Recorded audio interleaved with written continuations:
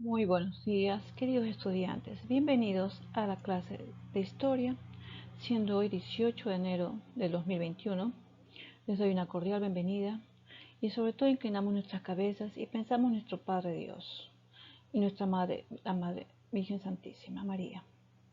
Pidámosle a Dios que nos ayude en este día y todos los días de nuestras vidas a tener sabiduría y que derrame muchas bendiciones sobre nuestras familias y nos dé toda la salud que necesitamos para continuar en este mundo trabajando para la gloria de Él.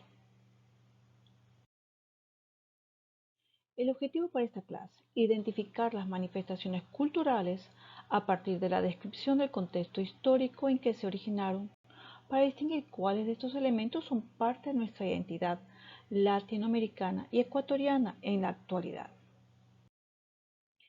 Estamos en la unidad 6, el judaísmo, su influencia en Occidente. Vamos a revisar aquí el reino de Israel y el reino de Judá.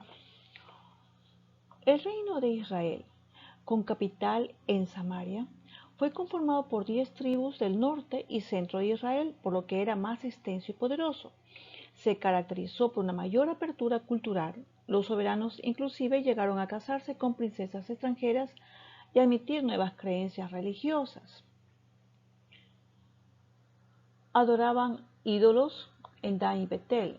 Habían diferentes dinastías, todos los reyes fueron malos. Hubieron 19 reyes. Duró esta época más o menos unos 240 años. El reino cayó en el 722 a.C. Fueron tomados cautivos por Salmanasar y llevados a Siria.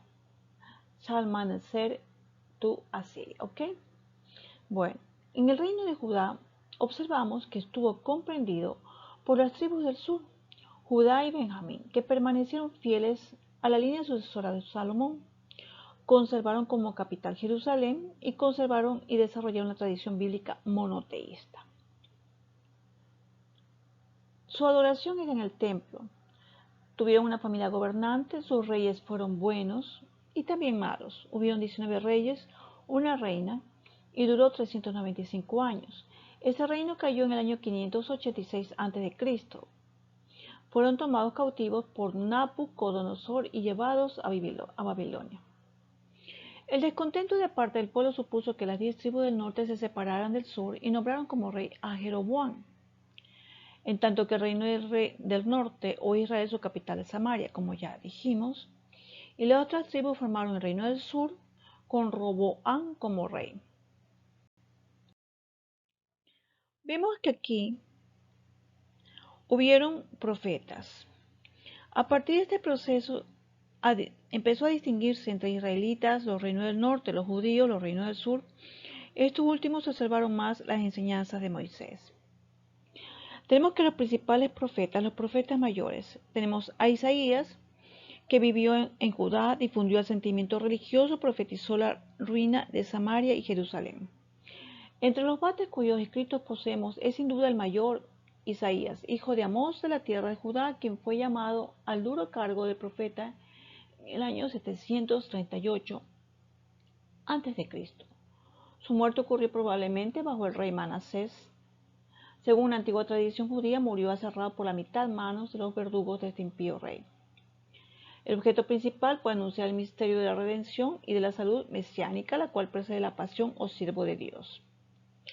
El segundo profeta fue Jeremías. Predicó la universalidad, el nombre bíblico de Dios, Yahvé, haciendo de la religión la base de la nacionalidad judía. Independientemente de la política, son famosas sus lamentaciones. Jeremías profetizó la caída de Jerusalén en manos de Babilonia. La iglesia celebra su memoria el 1 de mayo. Hijo del sacerdote Elías, nació en Anatot, a 4 kilómetros al norte de Jerusalén. Los santos padres lo consideran como figura de Cristo, a quien representa por lo extraordinario su elección, por la pureza virginal, por el amor inextinguible a su pueblo y por la paciencia invencible frente a las persecuciones de aquellos a los cuales amaba. Los siguientes profetas tenemos a Ezequiel. Ya una vez llevado a cabo el cautiverio en Babilonia, predicó la fe de Dios para que el pueblo de Israel retornara a su tierra. Ezequiel fue hijo de Buzi, de linaje sacerdotal, fue llevado cautivo a Babilonia junto con el rey Jeconías. La misión del profeta Ezequiel consistió principalmente en combatir la idolatría, la corrupción por las malas costumbres y las ideas erróneas acerca del pronto regreso a Jerusalén. El otro profeta que tenemos dentro de los profetas mayores es Daniel. Pues Daniel, a quien la misma Biblia lo cita como prototipo de santidad y sabiduría, vivió como Ezequiel en Babilonia durante el cautiverio, mas no fue sacerdote que adoctrinase al pueblo como aquel y como Jeremías de Jerusalén, sino que fue un alto personaje en la corte de un rey pagano. Daniel nos proporciona no solamente claros conceptos acerca de los acontecimientos del fin, sino también la fortaleza para mantenernos fieles hasta el día en que se cumpla nuestra bienaventurada esperanza.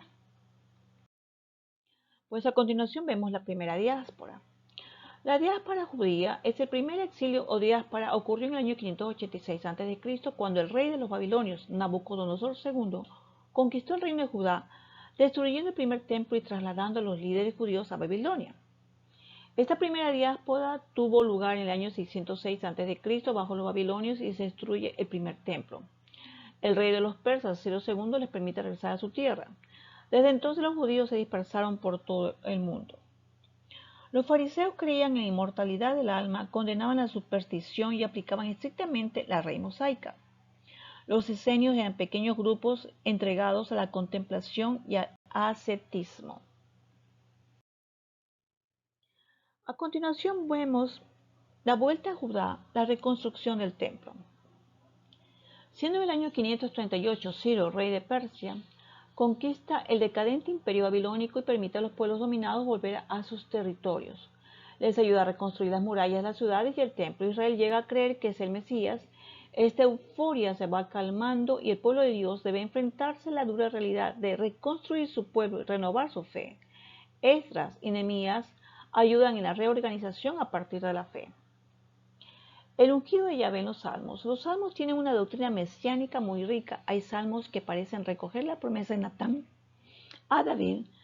Ha hecho de él el hijo adoptivo de Yahvé, tiene protección de Dios. El sumo sacerdote ejercía una especie de teocracia y a la vez era líder político, inclusive para relacionarse con el resto de pueblos. En el dominio helenístico romano y segunda diáspora, podemos ver que durante este tiempo fueron frecuentes las revueltas de judíos ante la pretensión de los griegos de imponer el politeísmo pagano. De esta etapa data la segunda reconstrucción y ampliación del templo de Jerusalén, obra de Herodes el Grande, rey de Judea, en el año 39 a.C. Pues bien, hacia el año 135 después de Cristo, los judíos se volvieron al alzar contra la autoridad del emperador, cuyo ejército derrotó a los rebeldes. Como castigo, Adriano cambió el nombre de Jerusalén por el Aleia Capitolina, y el de la provincia siria-palestina, forma latina el griego Filistea, a la tierra de los filisteos.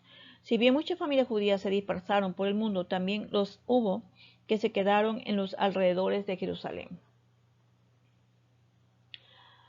Vemos entonces que los judíos, al dispersarse por todo el mundo, dan lugar a esta segunda diáspora.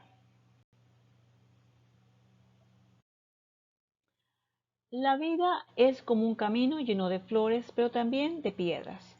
Hay momentos buenos y malos, sonrisas y llantos, alegrías y desgracias, dificultades que poco a poco vamos superando.